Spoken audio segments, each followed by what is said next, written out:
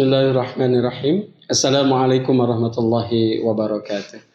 Innal hamdalillah nahmaduhu wa nasta'inuhu wa nastaghfiruh wa na'udzu billahi min syururi anfusina wa min sayyiati a'malina. May yahdihillahu fala mudilla lahu wa may yudhlilhu fala hadiyalah. Asyhadu an la ilaha illallah wahdahu la syarika lah wa asyhadu anna sayyidana Muhammadan abduhu wa rasuluh la nabiyya ba'dah wa la hawla wa la quwwata illa billah wa ba'd. Alhamdulillah, syukur kehadirat Allah Azza wa Jalla. Allah Rabbul Alamin masih memberikan kesempatan kepada kami, kepada kita untuk senantiasa bisa melaksanakan amanah yang diberikan oleh Allah Rabbul Alamin berupa sehat, berupa nikmat bisa bergerak. Maka kesemuanya ini mudah-mudahan menjadi bekal kita untuk menggapai keridhaan Allah Subhanahu wa taala. Shalawat serta salam semoga tercurahkan pada baginda alam habibana nabiyana Rasulullah sallallahu alaihi wasallam beserta keluarga, para sahabat dan para pengikut. Mudah-mudahan termasuk kita diaku menjadi umat Nabi dan mendapatkan syafaatul uzma di yaumul qiyamah nanti. Alhamdulillah, dengan kalimat hamdalah yang kedua, Allah Rabbul Alamin masih perkenankan kita, kami keluarga besar SDN 3 Nagrak bisa menjumpai Anda, bisa menjumpai sahabat tabur cinta untuk senantiasa bisa mengambil hikmah ketika dalam bulan Ramadan ini dengan untayan ilmu, dengan untayan ibadah. Tentunya harapan-harapan ini agar senantiasa Allah berikan kepada kita dan menjadi ibadah yang diterima oleh Allah Subhanahu wa taala. Melanjutkan pada episode yang kedua yang membahas tentang tanda-tanda ataupun ciri-ciri orang yang bertakwa. Sebagaimana disebutkan dalam surat Ali Imran ayat yang ke-134 bahwa Allah Rabbul Alamin memberikan sebuah jaminan, yaitu akan diberikan surga yang begitu nikmat luar biasa. Yang mana sudah disebutkan, yaitu tanda-tanda orang yang bertakwa. Yang pertama adalah dia bisa menginfakkan, bisa sedekah dalam keadaan sempit ataupun keadaan lapang. Kemudian dia bisa mengendalikan hawa nafsu, wal kadhiminal ghaid, bisa mengendalikan amarah. Dan yang ketiga adalah wal afina 'anin nas, memberikan maaf atas kesalahan orang lain yang terperbuat kepada kita.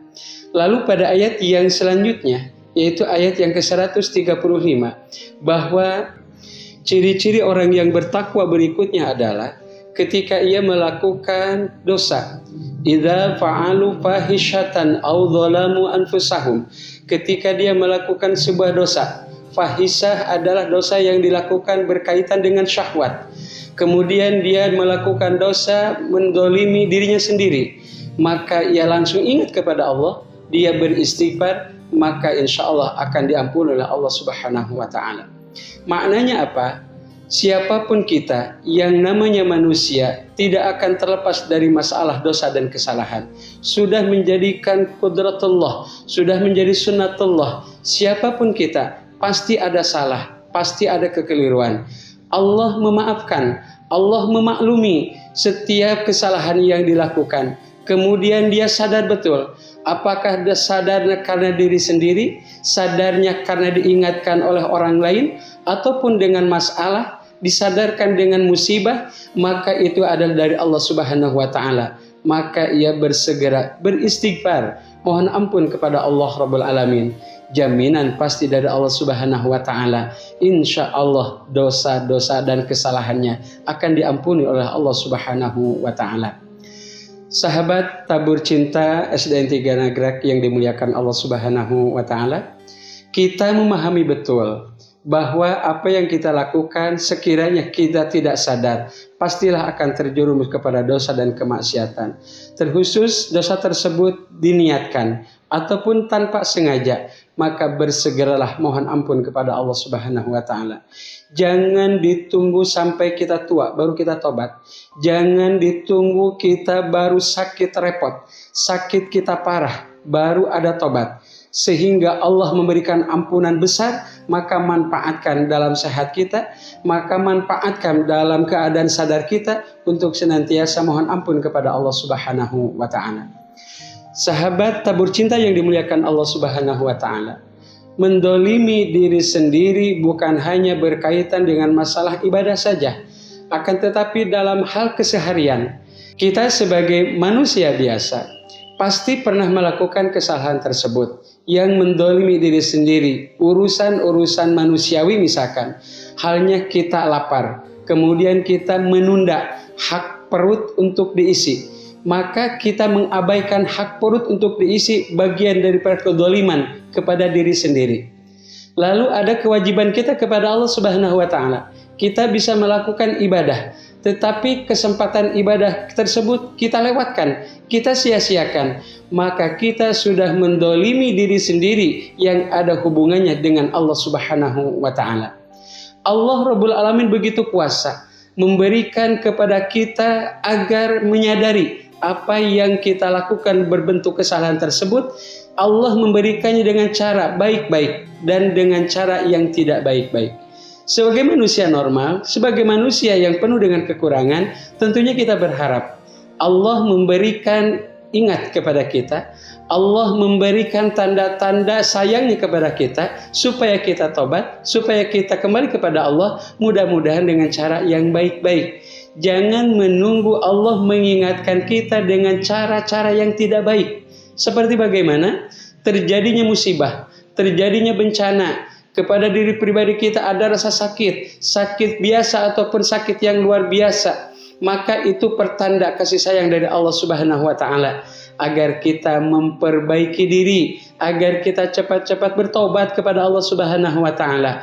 Allah mungkin mengingatkan melalui anak kita, Allah mungkin mengingatkan melalui cucu kita, Allah mungkin mengingatkan melalui masalah kita ataupun musibah. Maka kesemuanya itu akan menjadi sumber kebaikan manakala kita sadar betul bahwa itu semua adalah dari Allah Subhanahu wa Ta'ala.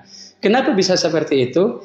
Ini menandakan hati seseorang masih dalam keadaan baik, hati seseorang masih dalam kondisi baik-baik saja di hadapan Allah Subhanahu wa Ta'ala.